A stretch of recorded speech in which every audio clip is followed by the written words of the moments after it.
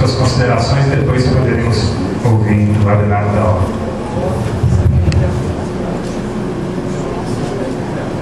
Boa tarde a todo mundo. Eu nunca me dediquei sistematicamente ao estudo do MCP. Quando eu estava preparando a minha dissertação de mestrado, alguns anos atrás, não vou dizer muito,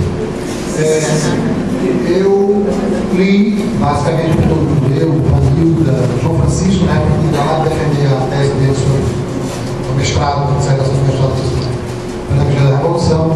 Então, Vanilda, Brandão, a própria Sil, que republicou em 81 aquele artigo na revista Dados. Então, li mais ou menos Flávio, já tinha publicado um livro sobre educação popular. E me ficou sempre uma estranha impressão. A impressão de que as pessoas que falavam e que muitas vezes escreviam sobre o movimento cultural popular imaginavam o movimento como se o espírito hegeliano, o espírito absoluto de Hegel, tivesse passado primeiro por Atenas de Sócrates, depois a Florença renascentista, depois a Paris iluminista, depois São Petersburgo da Revolução, depois a Prússia guilhermina e finalmente tivesse caído no Recife da Revolução. De Cuba, passar por Cuba, Mocada, Cuba, Santiago e depois quer dizer, num determinado momento essa cidade se imbuiu de um zeitgeist, de um espírito dentro que a sorte em termos de governador, um prefeito maravilhoso, que conseguiu aproximar em torno dele intelectuais, estudantes, professores, profissionais liberais, intelectuais de uma maneira geral, em que se formou um maravilhoso bloco histórico em que intelectuais e povos se uniram para fazer a Revolução Brasileira. Não concordo com essa impressão. E vou dizer por quê. Mas vou dizer em vários tempos, em várias partes. A ideia de cultura popular praticamente já tinha desaparecido da Europa, como diz o Peter Cook naquele livro dele sobre a cultura popular no início da Idade Moderna, já tinha praticamente desaparecido da Europa quando os intelectuais resolveram se apropriar disso. Resolveram, inclusive, lançar o termo cultura popular que não existia.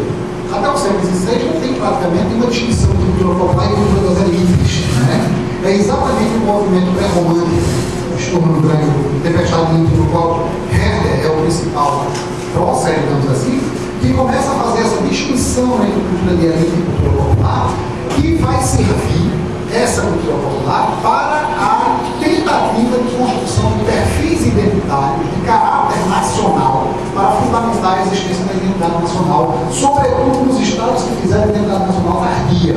Porque naqueles países que fizeram, digamos, montaram o Estado Nacional prematuramente, não vou falar aqui de Portugal, mas a França, por exemplo, o que aconteceu é que o desenvolvimento de uma língua vernacular e nacional, uma moeda nacional, implicou na repressão às culturas e aos dialetos locais e regionais. Portanto, ao desaparecer os dialetos, ao desaparecer as culturas locais, desapareceu também aquilo que fazia com que existisse, por exemplo, na França, o occitano, o bretão, o alsaciano, o languedoc, etc., o basco, línguas que hoje estão sendo retomadas. Há televisões, por exemplo, aqui, Sábado à Tarde, em Montpellier, que só fala o languedociano, né?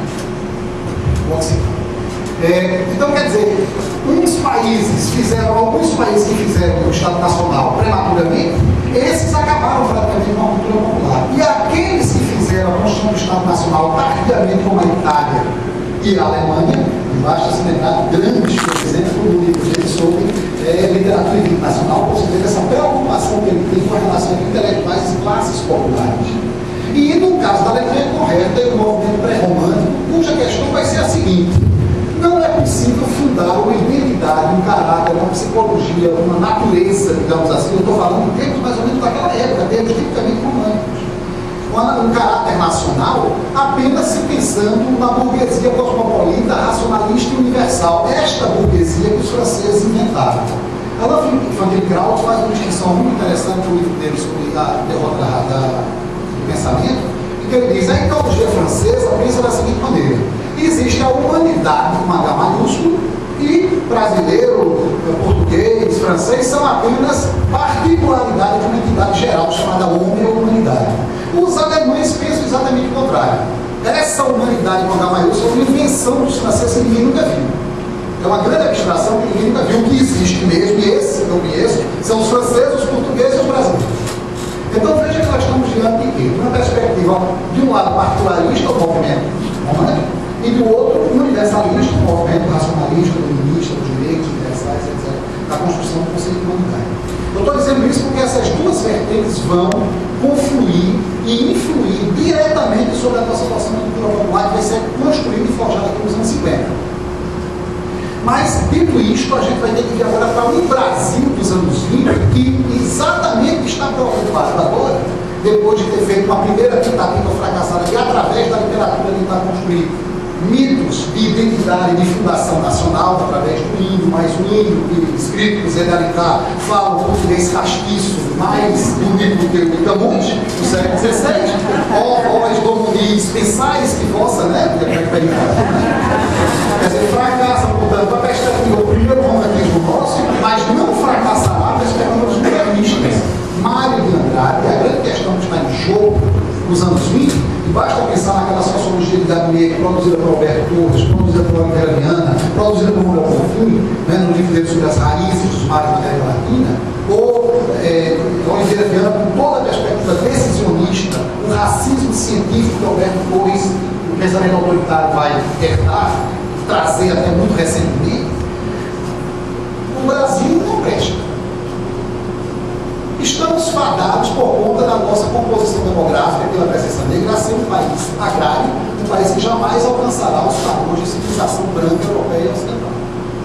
Talvez uma política de branqueamento, tal como protagonizada por Oliveira Viana, dentro de 400 anos, se a gente tiver uma política eugênica, da qual Vargas, inclusive, se apropriou, e criou o gabinete da eugenia em São Paulo, né? Se nós tivermos uma política eugênica, talvez a gente possa nos desfazer dessa verdadeira mancha negra que nos impede de alcançar a civilização.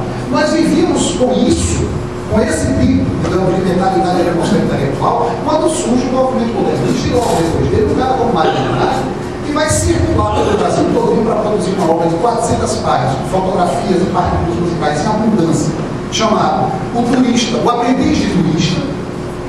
Uma passagem dele aqui pelo mercado São José, inclusive ele mostrando que repentista não tem nada de improvisação. É tudo baseado em certos modelos que já estão na cabeça de todo mundo, de regras, digamos assim, de concordância rítmica e rítmica, que está tudo na cabeça, não tem nada a ver com isso. Então, o primeiro que vai dizer, um dos primeiros, junto com Roberto Pinto, por exemplo, ele vai dizer quem somos nós, o que é ser brasileiro, como é que podemos construir uma identidade nacional.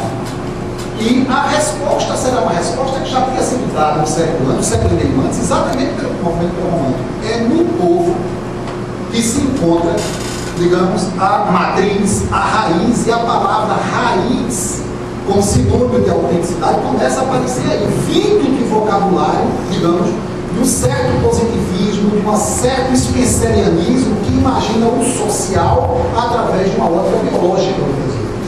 Então,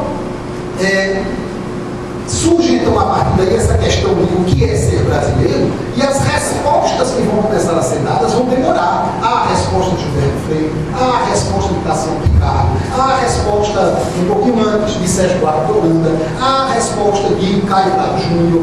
Quer dizer, você vai ter um conjunto de respostas nos anos 30, 40 e também 50. Quando o movimento de cultura popular surge aqui em Pernambuco, em 60, 61, quer dizer, na verdade, resiste a 61, mas a fundação é 60, ela vem de uma tradição que já tinha sido criada na Europa no século XIX, começo do século XIX, e que se prolonga entre nós através dessa ponte dos modernistas que passa por Mário de Andrade e todo o movimento também feito amarelo, porque a direita também pensou assim, sem esquecer, depois de um outro aspecto, que é a leitura que grande parte dos nossos intelectuais fizeram naquela época de um livro fundamental, lançado em 1930 no Movimento Liberal, que é A Rebelião das Massas, de Ortega y Gasset, que foi um livro que todo mundo leu naquele momento. Daqui a pouco a gente vai importância desse livro para a formação dessa intelectualidade. Então, se vocês estão me acompanhando, o IPCP não é, portanto, a obra do espírito absoluto hegeliano, portanto, em Castro Recife, depois de ter passado pelo. Ela é exatamente uma resposta que está sendo dada do ponto de vista cultural, pedagógico, estético, político, temos um medo de política cultural, e o que diz? a única possibilidade que nós temos de construir uma autenticidade nacional, portanto, o caráter propriamente nacional brasileiro, o tema do caráter nacional brasileiro foi amplamente estudado na tese de 1954, de pela lei, um livro fundamental, esses intelectuais, portanto, são herdeiros dessa tradição, procurando dar esta resposta a respeito do que é essa nação. E vão procurar onde? O povo é esta resposta cultural que nós precisávamos. Sim, mas e a cultura desse povo, antes vista como folclore, vista como preservação do arcaico dentro do moderno, visto como preservação ou continuação de elementos da nossa ruralidade dentro do mundo moderno que começamos a se transformar, deve ser preservada? Sim e não. No povo reside a reserva cultural importante e fundamental para que a gente possa construir um caráter nacional genuinamente, autenticamente nacional, mas não presta. Não presta porque essa cultura do povo, num certo sentido, ela reflete uma alienação, ela reflete também as ilusões, a preservação de elementos místicos, de elementos utópicos, de elementos mistificantes, mitificantes, delirantes, arcaicos, incompatíveis com o ideal de revolução brasileira que está no caminho. Depois do Congresso de Salvação do Nordeste, depois da Liga Camponesa, depois do primeiro projeto de criação da Suzene e, sobretudo, depois do Manifesto de Março de 56 do Partido Comunista, que dizia, tem que apoiar as burguesias nacionais para que a gente possa fazer a revolução por etapas. E essa ideia da burguesia nacional, eu estou dizendo porque o pensamento zebiano, Zé Instituto Superior dos Estudos Brasileiros, que surgiu em 1954, a famosa Gabriela Mantiqueira, do qual fizemos parte gente como Edson Caribe, Vera Pinto, Rolando Bezerra. Esses caras pensaram a identidade nacional e a autenticidade nacional através de uma ótica muito semelhante daquela que se pensou a rebelião das massas nos anos 30. As massas se insurgiram na sociedade moderna e, ao se insurgir, elas contaminaram a própria sociedade. E essa contaminação da sociedade pelas massas chama-se inautenticidade. Então, o tema quero lembrar apenas que o Ortega Gasset tinha estudado como céu, portanto, ele tinha um pezinho na fenomenologia, esta mesma fenomenologia de tradição heideggeriana que os nossos intelectuais aqui, Maria Antônia McDowell, a doutora, sua colega de filosofia, Maria do Carmo Tavares de Miranda, e o próprio Paulo Freire tem lido. Então, quer dizer, a gente está dentro de uma atmosfera intelectual, no qual o MCT apenas, digamos, a pontinha, uma resposta que está sendo dada a uma questão que se elaborada um pouco mais atrás, 30 anos antes. Então, aqui, é essa autenticidade que vai ser traduzida numa linguagem isebiana, e os isebianos terão essa genialidade de traduzir linguagem existencialista, que trata da pessoa e da existência individual, em linguagem nacional. Existem nações autênticas e nações inautênticas, tanto quanto existe o indivíduo autêntico e o indivíduo inautêntico. O indivíduo autêntico heideggeriano é aquele que vive entre outros e não que vive com outros. Existe nação entre outros. E nação entre outras é aquela que não é capaz de definir o seu próprio projeto nacional, porque está submetida ao imperialismo, ao colonialismo cultural. Mas dentro dela existem forças de autenticidade. A burguesia nacional, por obra milagrosa do 6º Congresso, do 20º Congresso, do Khrushchev, a burguesia nacional aparece agora como o aliado das forças progressistas. O proletariado urbano e uma certa classe média que não era trequista, não era ubenista, aparece, portanto, e do outro lado você viu os pró-americanos e o latifúndio. Então você tem a nação e a antinação dos isebianos que correspondem à autenticidade e não à autenticidade. Essa mesma linguagem vai se traduzir quando se está analisando a questão da educação popular. O que se trata, portanto, aqui, eu já termino um pouco, é este povo que tem a cultura que tem, é ótima. Isso é importante para a definição do projeto nacional.